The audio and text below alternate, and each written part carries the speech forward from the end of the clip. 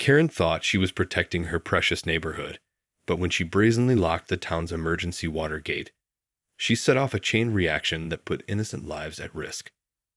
As the crisis unfolded, the truth emerged. This entitled busybody had cut off the only access to a vital water supply, clueless to the dire consequences. Now, with time running out, the community must race against the clock to stop a devastating disaster before it's too late. The blazing summer sun beat down on a quiet suburban street as Karen surveyed her domain, lips pursed in a permanent scowl. She had spent years cultivating the immaculate landscaping and decorative fencing that surrounded her modest home, a bastion of control in an otherwise chaotic world.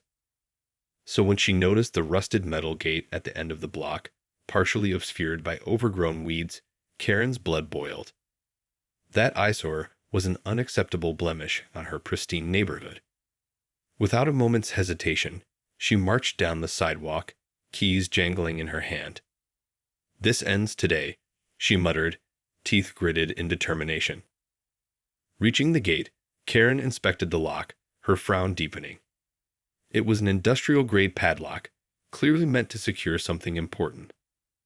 But Karen dismissed the warning signs, consumed by her singular mission. With a few swift movements, she snapped the lock open and swung the gate shut, securing it with her own shiny new padlock. "There, much better," she said, surveying her work with satisfaction. No more unsightly distractions. Unbeknownst to Karen, her meddling had just set in motion a series of events that would soon spiral out of control. As she strutted back home, humming an obnoxious tune, the innocent-looking gate concealed a critical access point, the town's emergency water supply, the only way for firefighters and first responders to reach a hidden reservoir in times of crisis. Down the street, a small group of teenagers huddled around a game console, oblivious to the looming danger. Suddenly, a loud alarm pierced the air, causing them to jump in surprise. "What the?" exclaimed Mark, the lanky, bespectacled leader of the group. The teens watched in bewilderment as a fleet of fire trucks and police cars raced down the road, sirens blaring. Exchanging confused glances, they quickly abandoned their game and raced after the vehicles, curiosity overriding their better judgment. As the emergency responders approached the gate, their expressions quickly shifted from urgency to panic. The padlock was firmly in place, blocking their access to the critical infrastructure hidden beyond.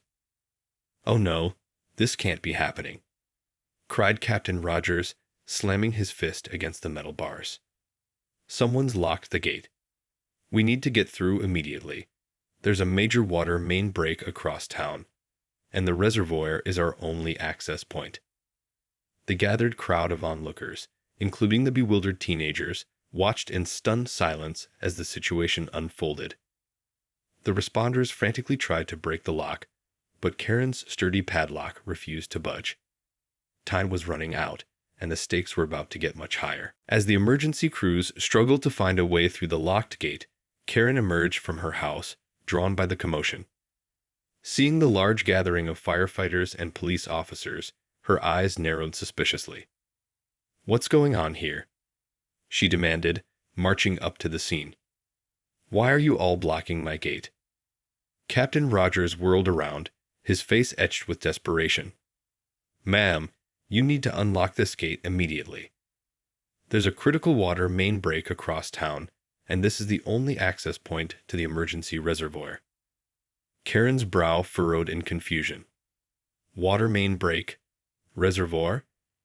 I don't know anything about that. I locked this gate because it was an eyesore, and I won't have it ruining the look of my neighborhood." The captain's eyes widened in disbelief. "You what? Don't you realize this gate is the key to our town's emergency water supply? Firefighters need to get through to contain the break and prevent widespread damage." But Karen remained steadfast, her sense of entitlement overriding any concern for the greater good. "I don't care what you say. This is my property, and I have the right to secure it as I see fit. If there's an emergency, you'll have to find another way to deal with it." Nearby, the group of teenagers watched the confrontation unfold, their faces mirroring the growing horror of the situation.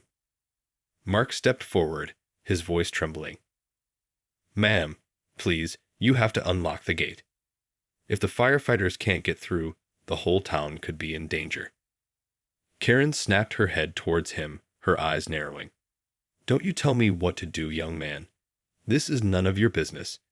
Go back to your video games, or whatever it is you kids do these days." Frustration and panic boiled within the captain as he realized Karen was completely oblivious to the severity of the crisis. He needed to act fast before the situation spiraled out of control. "Ma'am, I'm ordering you to unlock this gate immediately," he said, his voice stern and commanding. "If you refuse, I'll have no choice but to arrest you for obstructing emergency services and endangering public safety."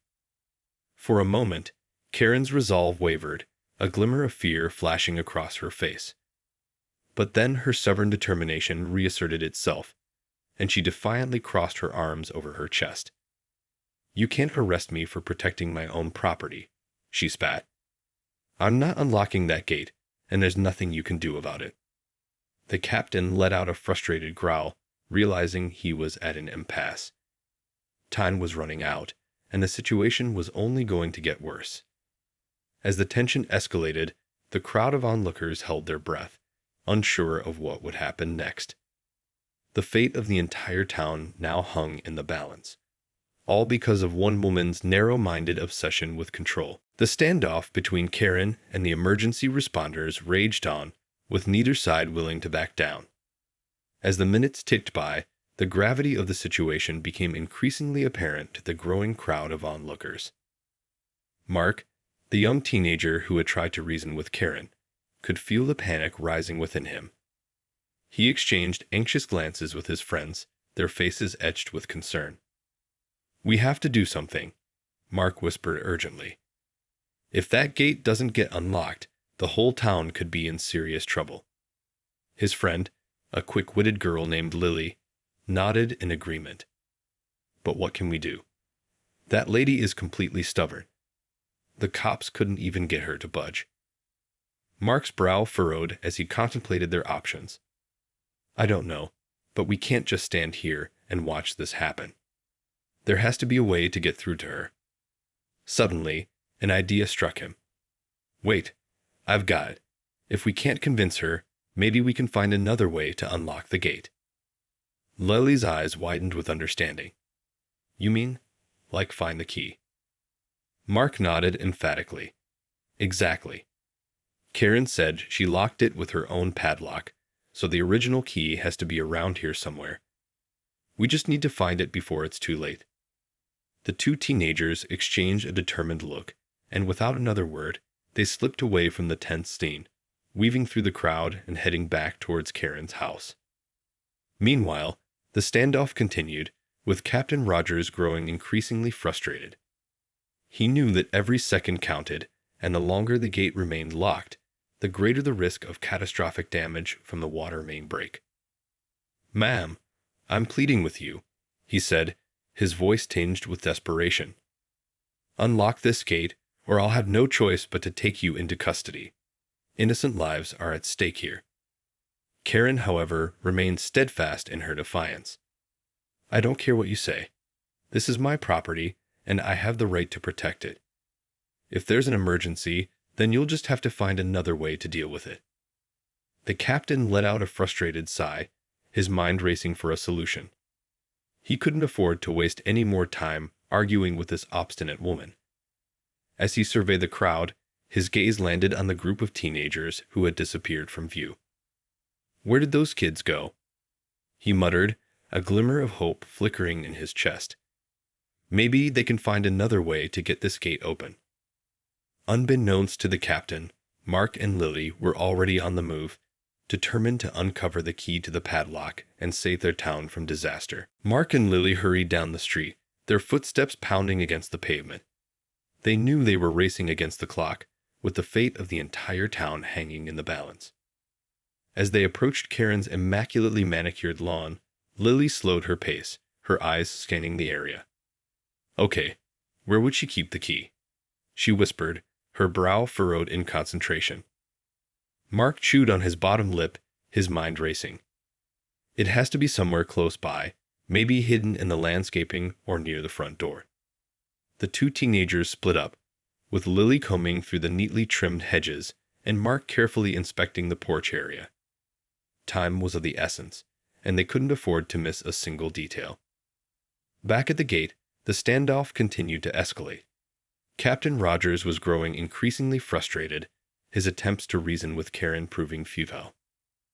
"Ma'am, I'm telling you, this is a matter of public safety," he pleaded, his voice laced with urgency. "The whole town is at risk if we can't get through that gate. Please, for the sake of your neighbors, reconsider." Karen's face remained set in a stubborn scowl. "I'm not budging, and that's final. If the town has an emergency, then they should have taken better care of their infrastructure. This isn't my problem." The captain felt a wave of desperation wash over him. He turned to the crowd, his eyes frantically searching for any sign of the missing teenagers. "Please, if anyone can help, we need to find the key to that padlock," he called out, his voice tinged with desperation. Suddenly, a triumphant shout came from the other side of the gate. "Captain, we found it," Lily exclaimed, holding up a small silver key. It was hidden in a fake rock near the front door. The captain's face lit up with relief. "Good work, kids. Hurry, bring it over here." Lily and Mark sprinted towards the gate, their hearts pounding with adrenaline.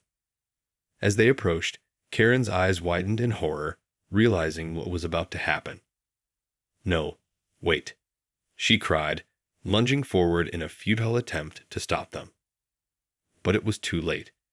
Mark quickly unlocked the padlock, and the gate swung open, allowing the emergency crews to rush through.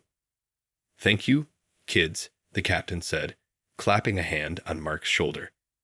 "You may have just saved this entire town." As the firefighters and police officers raced to the water main break, Karen stood there, her expression a mix of shock and outrage. She couldn't believe her precious gate had been compromised, and by a couple of meddling teenagers, no less. "This isn't over," she muttered, her eyes narrowing dangerously.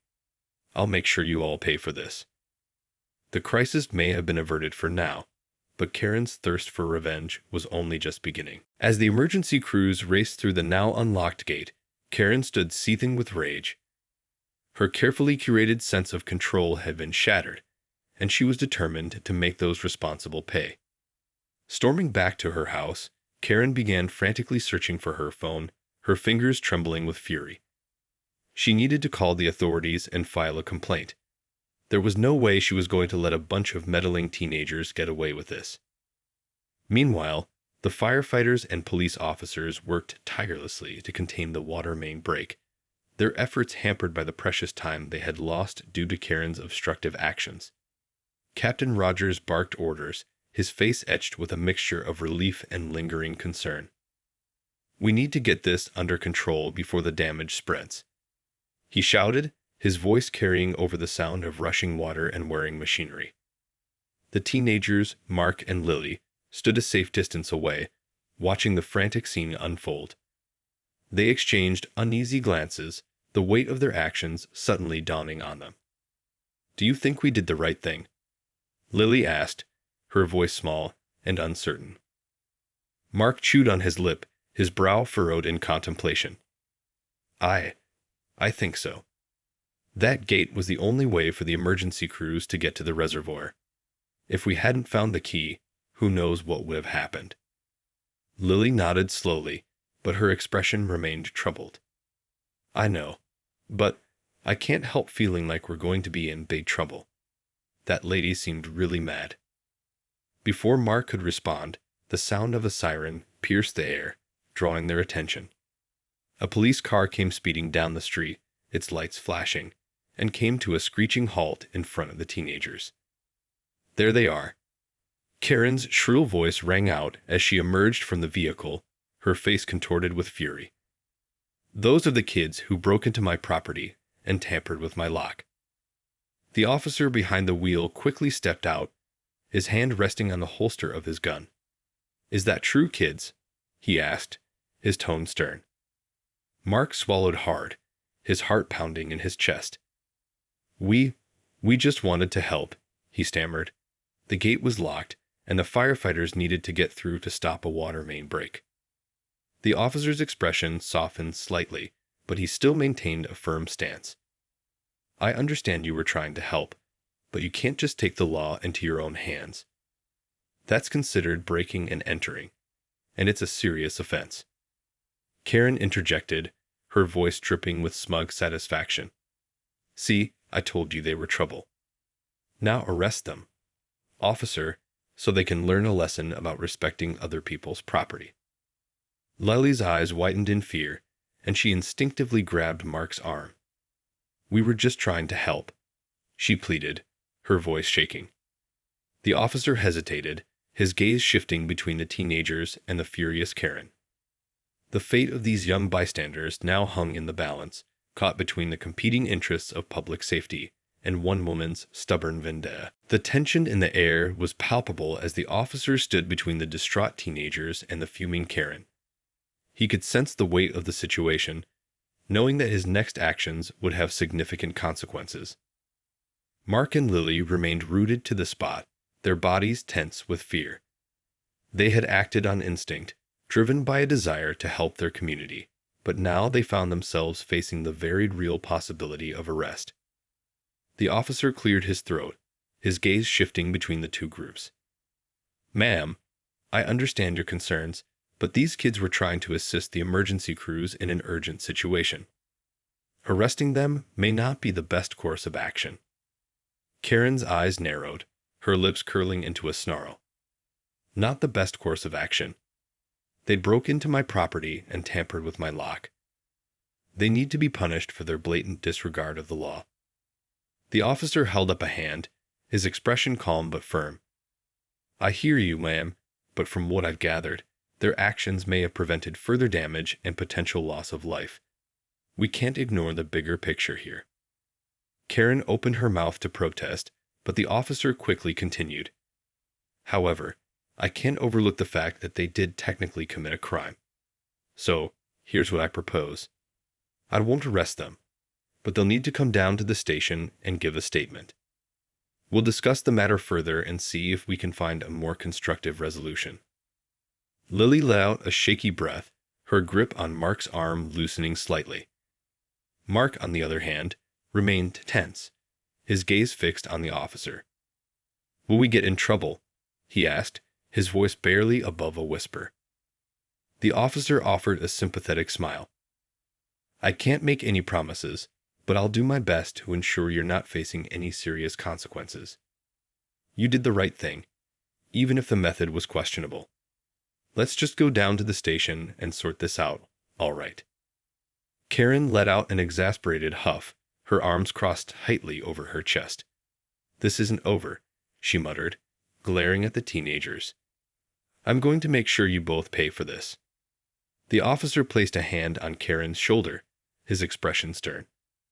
Ma'am, I'd suggest you let the authorities handle this matter from here on out. Pursuing any further action against these kids could land you in trouble as well. Karen's jaw tightened, but she reluctantly nodded, realizing she was fighting a losing battle. With a final icy glare, she turned and stalked back to her car, leaving the officer to deal with the teenagers. Mark and Lily exchanged a worried glance, their hearts still pounding with adrenaline. They knew they were not out of the woods yet, but at least they had managed to avoid immediate arrest. As the officer ushered them into the police car, they could only hope that their actions would be viewed in a more favorable light once the dust had settled. The future remained uncertain, but for now, the town had been spared from a potentially devastating disaster, thanks to the quick thinking and bravery of two teenagers who refused to stand idly by. As the police car carrying Mark, Lily, and the officer made its way to the station, the gravity of the situation began to sink in for the two teenagers. They sat in tense silence, their minds racing with uncertainty about what the future might hold. In the front seat, the officer glanced at them in the rearview mirror, his expression sympathetic. I know you two are worried, but try to stay calm. I'm going to do my best to ensure you don't face any serious consequences for your actions. Lily nodded shakily, her voice barely above a whisper. We were just trying to help. We didn't mean to break the law. The officer gave her a reassuring nod. I understand, and I believe you. But you have to understand that breaking into private property, even with good intentions, is still against the law. Mark shifted nervously in his seat, his eyes fixed on the passing scenery outside the window. So, what's going to happen to us? He asked, his voice tinged with trepidation. Well, that's what we need to figure out, the officer replied. I'll need to take your statements and get a clearer picture of the events. From there, we can determine the appropriate course of action. Lily chewed on her bottom lip, her brow furrowed in worry. You won't arrest us, will you? The officer sighed, his expression somber. I can't make any promises, but I'll do everything in my power to ensure that doesn't happen. You were trying to help, and that counts for something. But we still need to follow proper procedures. As the car pulled into the police station, the teenagers felt their hearts sink. This was the moment of truth, and they had no idea what the outcome would be. Meanwhile, back at the gate, the emergency crews had managed to stabilize the water main break, averting a potentially disastrous situation. Captain Rogers wiped the sweat from his brow, relief etched on his face. That was a close one, he muttered, his gaze drifting towards the now unlocked gate. If those kids hadn't found the key, who knows what would have happened. His expression darkened as he thought of the confrontation with Karen and the subsequent arrest of the teenagers. He knew he needed to do something to help them, but he also had to respect the chain of command. Steeling his resolve, the captain made his way to the police station, determined to plead the case of the two young heroes who had risked it all to save their community. The fate of Mark and Lily now rested in the hands of the authorities, and the community they had sought to protect would soon rally to their defense. As Mark and Lily sat anxiously in the police station, the air thick with tension, the door to the interrogation room swung open, and Captain Rogers strode in, his expression determined. Kids, I'm glad you're both all right, he said, his voice tinged with relief. I've been speaking with the officers, and I want you to know that I'm going to do everything in my power to make sure you don't face any serious consequences for your actions. Mark and Lily exchanged a surprised glance, their eyes widening with hope. You mean it? Lily asked, her voice trembling slightly. The captain nodded firmly. Absolutely. You two may have technically broken the law, but you also saved this entire town from a potentially catastrophic disaster. That kind of bravery and quick thinking deserves recognition, not punishment. Mark let out a shaky breath, his shoulders visibly relaxing. We were just trying to help. We didn't know what else to do when that woman refused to unlock the gate. Captain Rogers placed a reassuring hand on Mark's shoulder. I know, and I commend you for your actions. You did the right thing, even if the method wasn't exactly by the book. Lily's brow furrowed in concern. But what about Karen? She seemed really angry, and she called the cops on us. The captain's expression darkened. Don't worry about Karen. I've already spoken with the officers, and they understand the full context of the situation. We're going to make sure she doesn't pursue any further legal action against you. A sense of relief washed over the teenagers, and they allowed themselves to smile tentatively. So, what happens now? Mark asked, his voice steadier than before. Well, the officers have agreed to let you go with a warning, the captain explained. They'll make a note in the record that you were acting in the interest of public safety, and that should be the end of it. Lily's face lit up with joy. Oh, thank you, Captain. We were so worried we were going to get arrested. The captain chuckled softly. You two have nothing to worry about. You're heroes in my book, and I'm sure the rest of the town will see it that way too. As Mark and Lily stood up to leave, the captain pulled them into a warm embrace.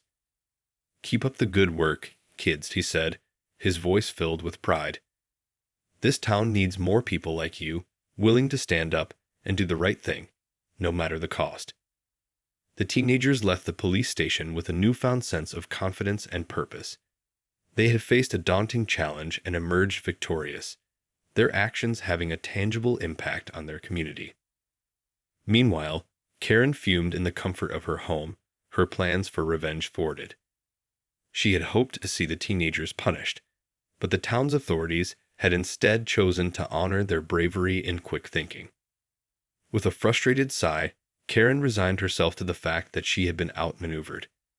The gate was open, the emergency had been averted, and the community had rallied around the young heroes who had saved the day. In the end, Karen's petty concerns had been overshadowed by the greater good, a lesson she would be forced to reckon with in the days to come.